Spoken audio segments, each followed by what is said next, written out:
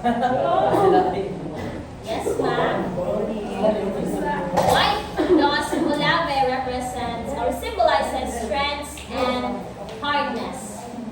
Since Mulabi has been nag-live bitaw siya o longer bitaw kanang diba dugay na kayo siyang kuwan. So ang iyang trunk, his roots is already hard as is. Nga hard. Gusto ba itong line? Hardness. Again, it's hardness for his yes. The mulave represents or symbolizes firmness, also physical strength. Next is pride and arrogance. So, di ba? The mulave, as what I've said, represents or symbolizes great pride and arrogance. Next is lack of purpose. So initially, at the beginning, the mulave lacks its purpose. But as the story goes on, di ba napuslan na magyapon siya? Wala man siya nagpabiling nga gahi na gid siya. Putol di ba gid siya? Okay. Next is the orchid. Of course, the orchid symbolizes love and connection. No? The orchid symbolizes gentle affection. And also genuine connection. Also humility and purpose. And last is beauty and life. So the orchid itself represents its natural beauty, right? Yes. Also the living presence of compassion. Understood? Yes. So that would be all for our discussion. Let us call again is Besande. Once again, good evening. So, based on the discussion, we can now correct your answers. So, group 1, what do you think? Is it correct? Yes. Group 2, your answers are actually correct. It was already discussed about the symbolism, the characters of the orchid. How about group 3? We're sure. Walay arrogant. Yeah, there is strength and hardness. That is correct. But this helpful and generous but pagkalas na diba katong sa Character development yan. yeah, but it should also be recognize here the initial traits or characteristic of the mulave, which is the arrogance and pride. Yes. So, group 2 wins for this activity, and you will receive a prize later. Panihapon na. Now, Panihapon ang prize. to really test your knowledge, orchids has questions for you. So there are questions here. Actually, this fallen leaves here are special leaves of maize. So, magbunot na sa dugo. Diwites. Please come in front and pick an orchid here, which consists a question. Which one?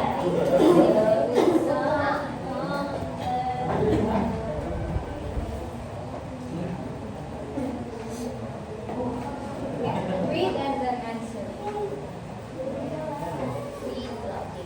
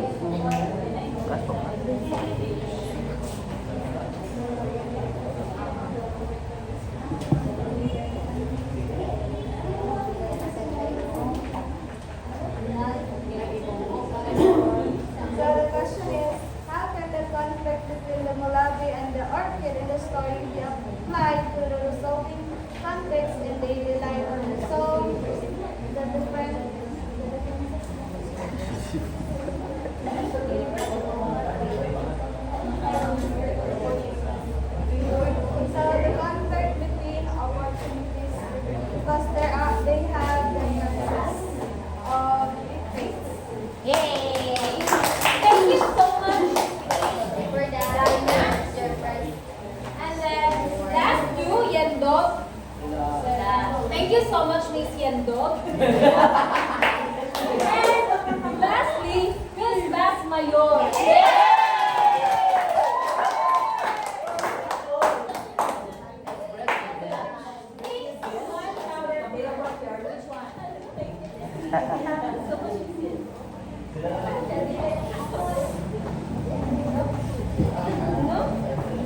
Read the question.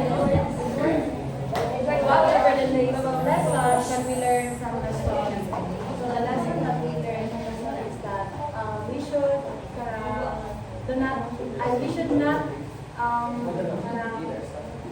let's be humble and let's not be arrogant. So all of your answers are actually correct, and you are proving that you have recited and learned the story. So for the abstraction, we have comparative Venn diagram activity. So for this, you will be grouped into 4. And so on and that's on. For 3 minutes. Are you done? Yes! So let's check your answers. So all of your answers are actually correct. Yes! Let's move on to the last part. It's the performance. You're going to visualize here's the instruction. So thank you so much for participating, everyone. Your performance are truly wonderful and also phenomenal. Then for your assignment, everyone please read. And read the 5 sentences.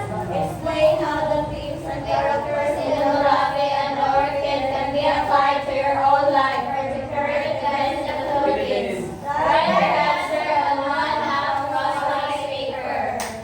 So for the conclusion, first Miss Shinalin.